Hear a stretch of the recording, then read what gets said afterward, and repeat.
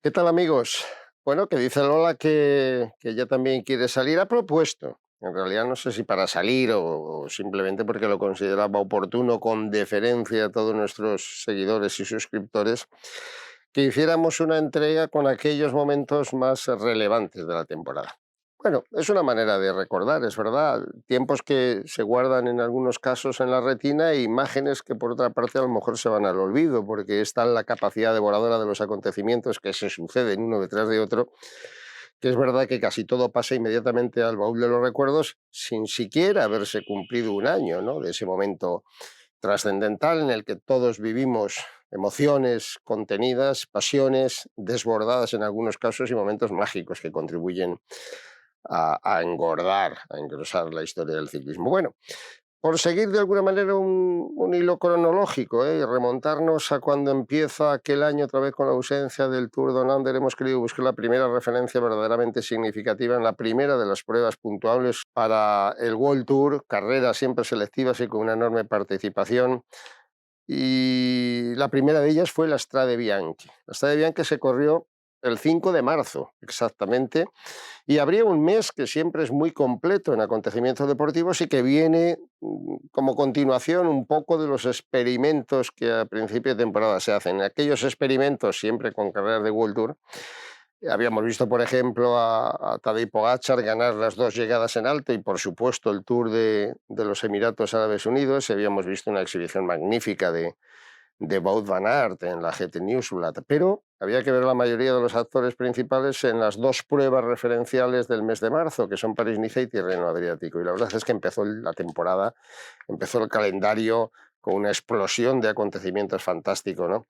Lo primero, antes de llegar a esas dos carreras, la Strade Bianche. Vale, no es un monumento, pero como se ha dicho en tantas ocasiones, es una carrera que goza ya del prestigio con tan pocos años de existencia, desde que se pusiera en marcha aquella heroica de Siena, la Montepaschi de Siena, que era el banco patrocinador de la carrera. La heroica, que ya he dicho alguna vez que a mí me encanta, mucho más que la Strade Bianche, que se traduce como carreteras blancas, por definir de alguna manera a la tierra, a lo que también llamamos todos ahora ya muy chic, el esterrato, ¿eh? Caminos de tierra que provocan momentos mágicos y escenas e imágenes también verdaderamente espectaculares, ¿no? Pues en esa Strade Bianche conseguía precisamente Tadej Pogačar la segunda victoria del año, después de la que había logrado ya brillantemente en el Tour del UAE, y lo hacía de una manera también espectacular, ¿no?, atacando a 50 kilómetros de meta, dejando a todo el mundo prácticamente tirado, bueno, a excepción de Carlos Rodríguez, el león de Almuñécar, que ya empezó a enseñar la patita y a demostrar el enorme potencial que atesora, ¿no?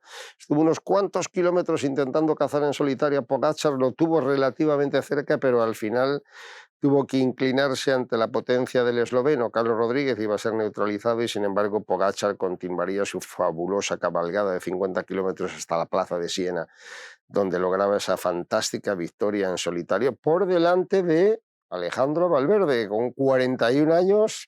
Ya venía de ganar una prueba en la Challenge de Mallorca y ya venía también de exhibirse en el comienzo de temporada, luego en Galicia, ¿no?, con la carrera de la antigua Vuelta a Galicia, Gran Camino.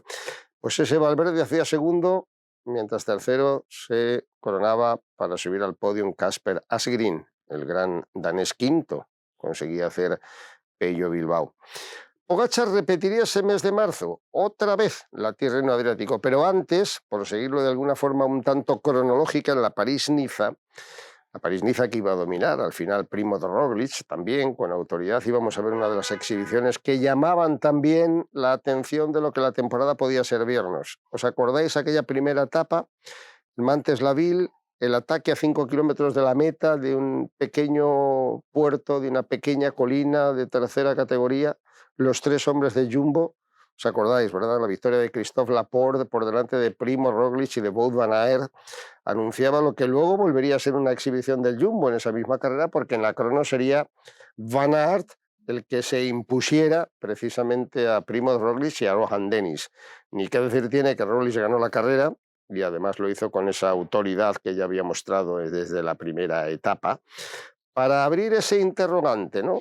Estábamos en el mes de marzo, venía Pogačar de ganar UAE y Strade Bianche, es decir, de volver por donde había concluido la temporada anterior, ganando Lombardía, y entonces la previsión de que Pogačar era el gran favorito para ganar el Tour, encontró ya esa llamada de atención. ¿Podrá Jumbo con Pogačar, dado el enorme potencial que está exhibiendo ya desde los comienzos de temporada el equipo? Pero iba a responder muy rápidamente, lo iba a hacer de forma simultánea, ¿no? Se solapan, ya lo sabéis, la París-Niza y la Tirreno Adriático como las dos primeras grandes vueltas por etapas, bueno, pequeñas vueltas por etapas para ser más precisos. Y llegó la Tirreno Adriático y no perdonó en la etapa del Monte Carpeña Tadej Pogačar, una etapa muy dura, una Tirreno en la que estaba precisamente Jonas Vingegaard, y esa etapa, la penúltima y el segundo paso por el Monte Carapeña, el ataque espectacular de Pogačar soltando a Vingegaard y a Mikel Landa y distanciando, estamos en marzo, a Remco Evenepoel en más de 4 minutos. Gana, ni qué decir tiene, la carrera Pogačar, gana la Tirreno Adriático, la de los dos mares, por delante de Vingegaard y de Mikel Landa y en el podium. Y nos queda ese primer interrogante de la temporada. Sí, Evenepoel parece que está aquí. Evenepoel ya se deja ver en el Algarve ganando de nuevo, la etapa cronómetro, etcétera, pero no parece llamado para las grandes vueltas. Tiempo al tiempo que todo se irá aclarando. Y en el ínterin acudimos a la Volta a Cataluña. Era marzo todavía, finales de marzo, como se disputa siempre la Volta. Y la Volta estuvo entretenida, la Volta tuvo sus alternativas, la Volta tenía una gran participación, también con Almeida, con Nairo Quintana, pero nos dejó sobre todo una etapa memorable, que tal vez quede en el olvido. Una etapa que salió, si no recuerdo mal, de Salou, pero acabó en Cambrils, con mucho agua, con frío, y con un ataque a 130 kilómetros de meta de Richard Carapaz y de Sergio Higuita. Ojo que ha sido una de las carreras de esta temporada, ¿no?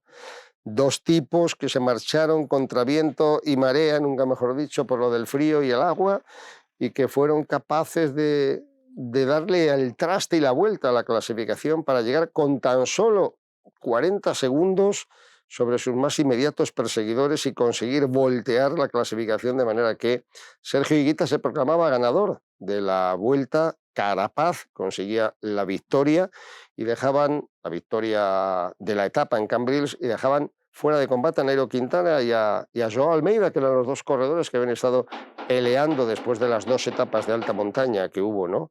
Sobre todo aquella de La Molina y la de Boitaúl. Aquella vuelta dejó, no obstante, también otra aproximación, otro acercamiento, el de Juan Ayuso. Terminó quinto, enseñando también, como lo había hecho Carlos Rodríguez en la Strade Bianche, las condiciones que luego iban a ir confirmando paulatinamente a lo largo de la temporada. Marzo es el mes de las vueltas por etapas de una semana, con especial consideración e incidencia en los primeros meses, las primeras jornadas de abril, con la llegada también de la Itzulia, ¿no? La Vuelta al País Vasco, que en esta ocasión permitió la victoria de Dani Martínez, pero que de alguna forma queda también un tanto solapada por las grandes clásicas, ¿no? Que son las que concitan la atención, y especialmente por la París-Roubaix primero y por la Lieja-Bastoña-Lieja después. Y en París-Roubaix vimos otro de los grandes espectáculos de la temporada, protagonizado por Dylan Van Baarle. Casi nadie se acuerda, o pocos, ¿no?, de que Van Baarle consiguió la victoria en la París-Roubaix, la clásica por excelencia de la primavera, y además con unos números que le permitieron atacar al final y llegar a la línea de meta con 1,40 de ventaja sobre un grupo encabezado por Van Aert, ¿no? Lo más significativo de aquella formidable cabalgada de Van Baarle era como el despertar de Ineos, ¿no? Todo hasta entonces parecía un duelo, por un lado con el equipo del UAE, por otro lado con el equipo del Jumbo, Pogačar contra Vingegaard, contra Van Aert, contra Roglic, y en el medio los Ineos tenían algo que decir y lo habían dicho, claro que lo habían dicho con Carapaz en Cataluña, y lo estaban diciendo en el País Vasco también con Dani Martínez, pero allí en las clásicas corroboraron un magnífico momento de forma con la exhibición de Van Baarle. Los números de Van Baarle en aquella formidable cabalgada fueron espectaculares. Una prueba que superó los 260 kilómetros y en las que el neerlandés marcó 44 kilómetros de media, moviendo 340 vatios. En algunos momentos, en el bosque final, fueron hasta de 700, dejando a todo el mundo atónito porque no era ni mucho menos uno de los grandes favoritos, siendo, como lo había sido toda la vida, un magnífico corredor de equipo, ¿no? Pero Van Baarle conseguía la victoria en la clásica París-Roubaix y dejaba a otros favoritos, especialmente a Van Aert y compañía, con la miel en los labios.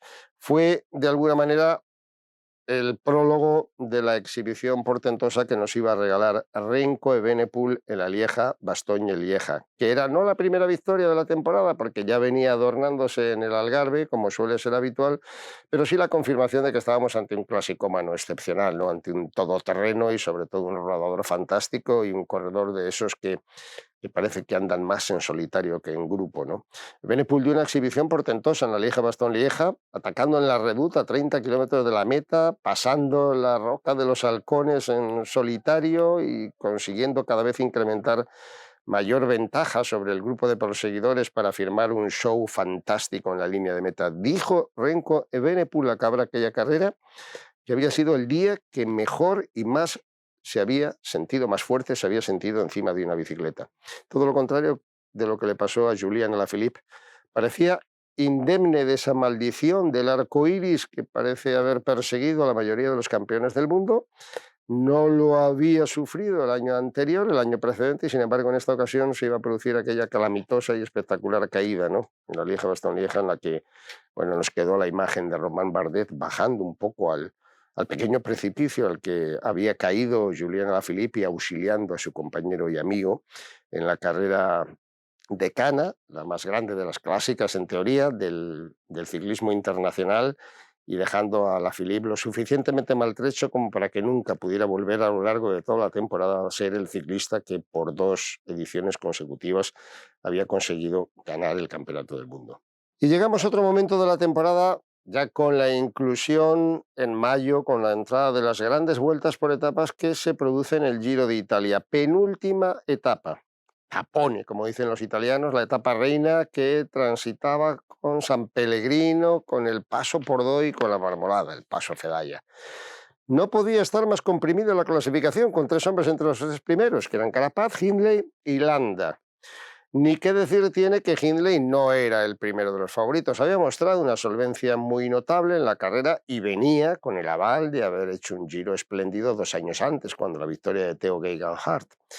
Pero nadie podía esperar que en un escenario tan fastuoso como la Marmolada, allí donde teóricamente Carapaz parecía como gran favorito, fuera a inclinarse ante el ataque del corredor australiano, que hizo una subida portentosa y que se aupó al primer lugar de la tabla, distanciando en 49 segundos a Mikel Landa y en 1:30 a Richard Carapaz. Fue la puntilla para un Giro que había estado competido, vibrante, tal vez con algunos actores que habían desaparecido demasiado pronto, pero con 3 ciclistas en una gran condición y que nos regalaron ese tapón de la Marmolada que quedará también para el recuerdo.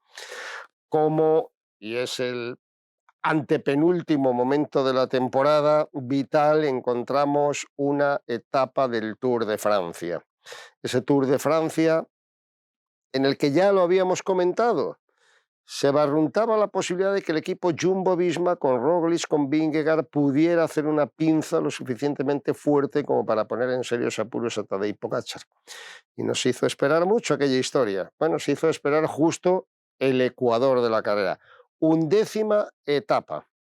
La etapa del Telegraph, la etapa del Galibier, y la llegada final en Serge Chevalier al Col de Granon, y el ataque descomunal desde los primeros kilómetros de la etapa del Jumbo-Visma, con la primera fuga inicial de Van Aert y los movimientos ya en el Telegraph y posteriormente en los primeros tramos de ascenso por parte de Vingegaard y de Roglic, que acosaron sin descanso a un Tadej Pogačar que respondió en primera persona a todos y cada uno de los ataques y que incluso optó por, la mejor defensa es un buen ataque, lanzar el suyo en pleno ascenso al alto del Galibier. No hubo manera de que ni los Jumbo soltaran a Pogačar, ni Pogačar consiguiera marcharse soltando a Jonas Vingegaard, que era el hombre firme. Y así nos presentamos en el Col de Granon, 2.400 metros de altitud.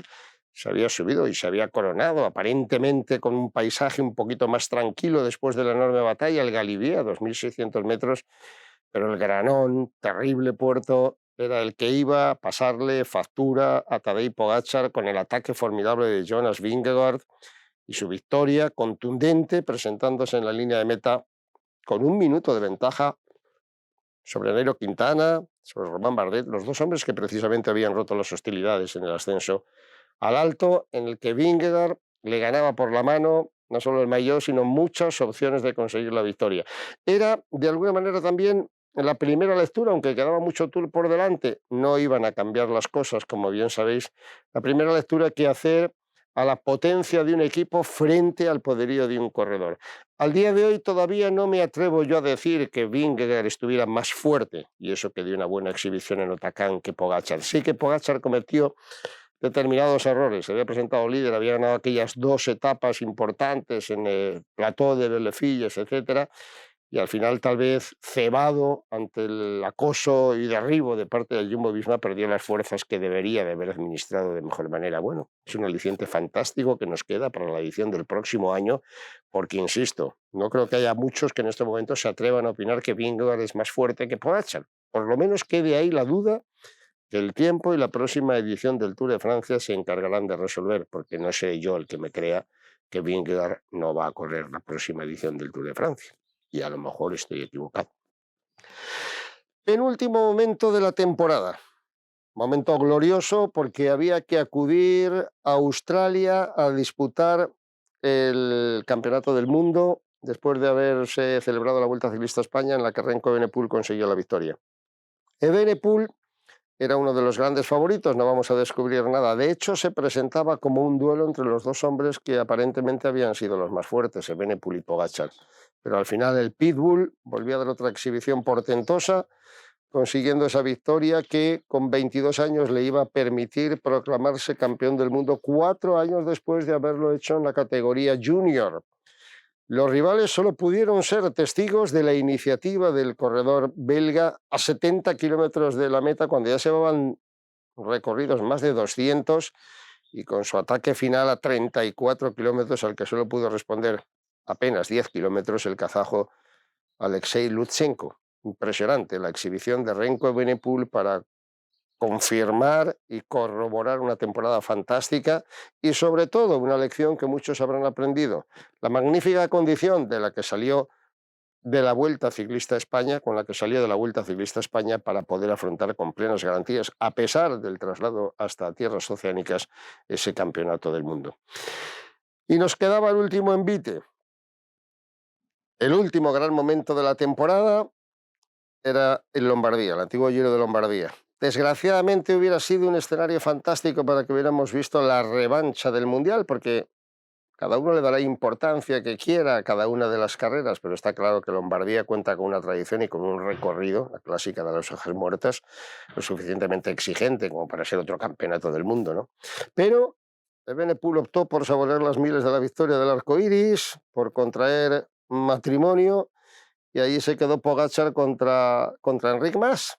En Lombardía vimos otra magnífica exhibición del corredor esloveno para poner el punto final a una parte final de la temporada en la que Pogačar había conseguido ya ganar en Canadá y ganar también en Italia, la carrera precedente de los 3 valles varesinos. Fue en Lombardía donde Pogačar confirmó la última y definitiva victoria que le iba a permitir ser el corredor más laureado de la temporada. Arrancó en el Sibilio, hizo la primera selección, y en San Fermo de la Batalla solo pudo aguantarle un enorme Enric Mas, que le había ganado días antes el Giro de la Emilia.